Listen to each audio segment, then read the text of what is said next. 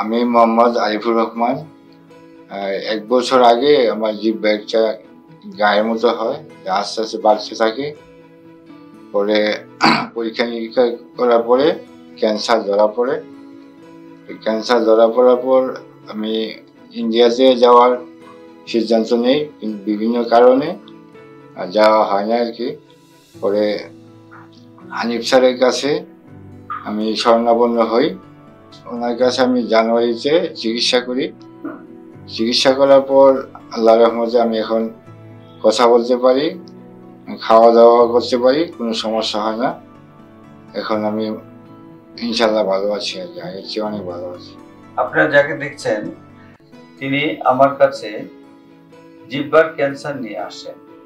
জিহ্বা একটা বড় গায়ের মতো মাংস বৃদ্ধি ছিল এবং তিনি বায়োপসি করে আমার কাছে আসেন এবং বায়োপসিতে দেখা যায় সেটা ক্যান্সার এবং তার গলায় একটা বেশ বড় রকম ফোলা ছিল। তার মানে জিহ্বার ক্যান্সার গলায় প্রবেশ করেছে নেকে, that is the neck node metastasis.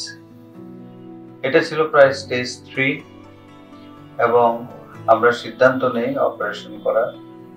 Owner partial গ্লোসেক্টমি অর্থাৎ জিহ্বার একটা বিরাট অংশ, প্রায় 45% মতো আমাকে জিহ্বা কেটে ফেলতে হয়েছে এবং নেক ডিসেকশন করতে হয়েছে। গলার মধ্যে যে ক্যান্সারগুলি ছিল সেগুলোকে আমরা অপারেশন করে ফেলে দিয়েছি।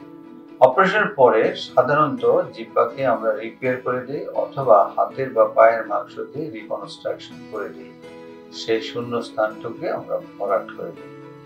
কিন্তু আরিফের ক্ষেত্রে যেটা হয়েছে, আমি একটি নতুন পদ্ধতি অবলম্বন করি এবং ওই কেটে ফেলা যে শূন্য স্থানটুকু, ফাঁকা জায়গাটুকু আমি এইভাবেই রেখে আসি।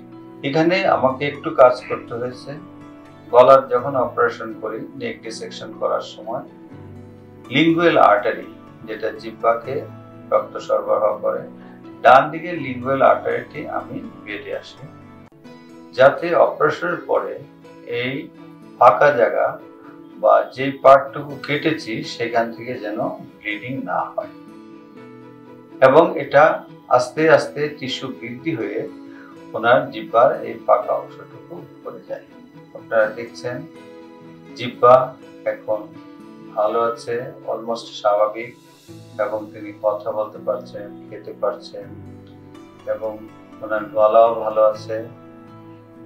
পরবর্তী সময় ওনাকে অবশ্য রেডিওথেরাপি নিতে হয়েছে, যেহেতু ইট ওয়াজ অ্যাডভান্স স্টেজ 3। বর্তমানে তিনি ভালো আছেন। অপারেশনের প্রায় 9 মাস হয়ে গেছে, এখন তার কোনো সমস্যা নেই।